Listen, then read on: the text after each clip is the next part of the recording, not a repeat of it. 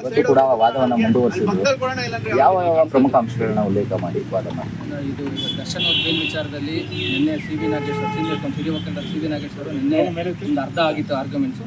ಅದನ್ನ ಇವತ್ತು ಮುಂದುವರೆದ ಭಾಗವಾಗಿ ಅಂದರೆ ದರ್ಶನ್ ಅವ್ರನ್ನ ಈ ಪ್ರಕರಣದಲ್ಲಿ ಯಾವ ರೀತಿ ಸಿಲುಕಿಸಲಾಗಿದೆ, ಆಮೇಲೆ ಅಂದರೆ ಈ ಪ್ರಕರಣದ ಘಟನೆ ನಡೆದಿಂದ ದಿನದಿಂದ ದರ್ಶನ್ ಅವ್ರ ಹೆಸರು ಈ ಪ್ರಕರಣದಲ್ಲಿ ಬಂದಂಥ ದಿನದಿಂದ ಇಂದಿನವರೆಗೂ ಸಹ ಅಂದರೆ ಚಾರ್ಜ್ ಶೀಟ್ ಸಲ್ಲಿಸೋವರೆಗೂ ಸಹ ಪ್ರಕರಣದಲ್ಲಿ ಯಾವ್ಯಾವ ರೀತಿಯ ಮ್ಯಾನಿಪುಲೇಷನ್ಸ್ ಮಾಡಲಾಗಿದೆ, ಅಂದರೆ ಯಾವ ರೀತಿ ಸಾಕ್ಷ್ಯಾಧಾರಗಳನ್ನ ಅವರೇ ಇನ್ವೆಸ್ಟಿಗೇಟಿಂಗ್ ಆಫೀಸರ್ ಯಾವ ರೀತಿಯ ತಿರುಚಿದ್ದಾರೆ, ಆಮೇಲೆ ಯಾವ ರೀತಿ ತಿದ್ದುಪಡಿ ಮಾಡಿದ್ದಾರೆ, ಆಮೇಲೆ ಅವ್ರನ್ನ ಯಾವ ರೀತಿ ಈ ಥರದಲ್ಲಿ ಸ್ಕೇಪ್ ಗೋಟ್ ಮಾಡಿದ್ದಾರೆ ಅಂತ ಇವತ್ತು ಮಾನ್ಯ ನ್ಯಾಯಾಲಯಕ್ಕೆ senior counsel C V Nageshwar ಅದನ್ನು ತೋರಿಸ್ಕೊಟ್ಟಿದ್ದಾರೆ.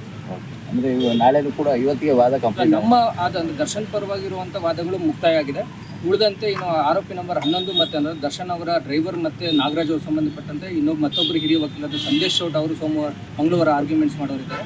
ಅದಾದಮೇಲೆ ಪ್ರಾಸಿಕ್ಯೂಟರ್ ಅಂದರೆ ವಿಶೇಷ ಸರ್ಕಾರಿ ಪ್ರಸನ್ನ ಕುಮಾರ್ ಅವರು ಅವ್ರ ಪರವಾಗಿ ಅಂದರೆ ಇವರಿಗೆ ಯಾಕೆ ಬೇಲ್ ಕೊಡಬಾರ್ದು ಅನ್ನೋ ನಾವು ಇಲ್ಲಿವರೆಗೂ ಸಹ ಬೇಲ್ ಯಾಕೆ ಕೊಡಬೇಕು ಅನ್ನೋ ಕಾರಣಗಳನ್ನ ಮುಂದಿಟ್ಟು ಹಲವಾರು ಕಾರಣಗಳನ್ನ ಮುಂದಿಟ್ಟು ಇವತ್ತು ಸೀನಿಯರ್ ಆರ್ಗ್ಯುಮೆಂಟ್ಸ್ ಮಾಡಿದ್ದಾರೆ. ಅವ್ರು ಯಾವ ಕಾರಣಕ್ಕೋಸ್ಕರ ಬೇಲ್ಗಳು ಕೊಡಬಾರ್ದು ಅನ್ನೋದನ್ನ ಅವರು ಆರ್ಗ್ಯುಮೆಂಟ್ಸ್ ಮಾಡ್ತಾರೆ. ಆಮೇಲೆ ನಾವು ಮಾನ್ಯ ನ್ಯಾಯಾಲಯಕ್ಕೆ ಇದೇ ಥರ ಸರ್ಕಾರ ಈ ಥರದ್ದು ಸಂದರ್ಭದಲ್ಲಿ ಮಾನ್ಯ ಹೈಕೋರ್ಟು ಮತ್ತು ಸುಪ್ರೀಂ ಕೋರ್ಟು ಯಾವ ರೀತಿ ಇದನ್ನು ನೋಡಿದೆ, ಆಮೇಲೆ ಈ ಥರದ ಪ್ರಕರಣಗಳಲ್ಲಿ ಸುಪ್ರೀಂ ಕೋರ್ಟ್ ಸಹ ಬೇಲ್ ಕೊಟ್ಟಿದೆ ಅನ್ನೋದನ್ನ ಇವತ್ತು ನಾವು ಕೋರ್ಟ್ ಗಮನಕ್ಕೆ ತಂದು ಕೊಟ್ಟಿದ್ದೀವಿ. ಸೊ ಸಿಗುತ್ತೆ ಅಂತ ಹೇಳ್ತಾರೆ. ನಮಗೆ ಸಿಗುತ್ತೆ ಅನ್ನೋದು ಬಲವಾದ ನಂಬಿಕೆ ನಮಗಿದೆ. ಹೌದು, ಅದು ಕಾನೂನು ಇರೋದೇ ಅಂತಾರೆ. ಆಮೇಲೆ ಸುಪ್ರೀಂ ಕೋರ್ಟು ದಿನ ಮತ್ತು ನಮ್ಮ ಹೈಕೋರ್ಟು ಸಹ ದಿನ ಕೇಸ್ ಡೈರಿ ಅಂದರೆ ಒಬ್ಬ ಇನ್ವೆಸ್ಟಿಗೇಟಿಂಗ್ ಆಫೀಸರು ವಿಶೇಷವಾಗಿ ಗಂಭೀರವಾದಂಥ ಪ್ರಕರಣಗಳಲ್ಲಿ ಕೇಸ್ ಡೈರಿನ ಅಂದರೆ ಸೆಕ್ಷನ್ 172ನಲ್ಲಿ ಅದನ್ನು ಬರೀಲೇಬೇಕಾದಂಥ ಅದು ಕಡ್ಡಾಯವಾಗಿ ಬರೀಲೇಬೇಕು. ಅದನ್ನು ಟೇಕನ್ ಫಾರ್ ಗ್ರಾಂಟೆಡ್ ಆಗಿ ಯಾವ ಇನ್ವೆಸ್ಟಿಗೇಟಿಂಗ್ ಆಫೀಸರ್ ಮಾಡ್ಕೊಳ್ಳೋಕ್ಕೆ ಇಲ್ಲವೇ ಇಲ್ಲ.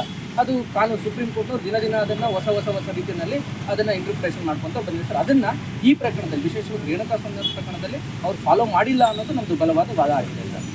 ಈಗ ನೆಕ್ಸ್ಟ್ ಏನಾಯ್ತು ಅಂತ ಹೇಳಿ ಆಮೇಲೆ ಈ ಪ್ರಕರಣದಲ್ಲಿ ಪ್ರತ್ಯಕ್ಷ ಸಾಕ್ಷಿಗಳು ಇಲ್ಲ, ಆ ಪ್ರತ್ಯಕ್ಷ ಸಾಕ್ಷಿದಾರಗಳನ್ನ ಹುಟ್ಟಾಕಲಾಗಿದೆ ಅನ್ನೋದು ನಮ್ಮದು ಬಲವಾದ ವಾದ ಆಗಿತ್ತು.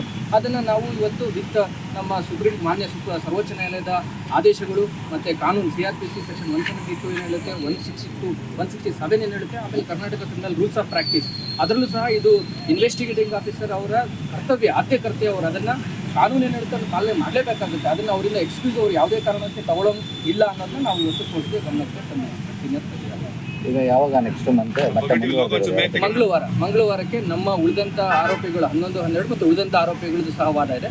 ಅದಾದಮೇಲೆ ಎಲ್ಲ ಆರೋಪಿಗಳ ಪರ ವಾದ ಆದಮೇಲೆ ವಿಶೇಷ ಸರ್ಕಾರಿ ವಿಭಾಗರು ವಾದ ಮಾಡ್ತಾರೆ. ಅವ್ರದ್ದು ವಾದ ಆದಮೇಲೆ ನ್ಯಾಯಾಲಯ ಒಂದು ದಿನಾಂಕವನ್ನು ನಿಗದಿಪಡಿಸುತ್ತೆ ಈ ಪ್ರಕರಣದಲ್ಲಿ ಆದೇಶವನ್ನು ಪ್ರಕಟಿಸೋಕ್ಕೆ.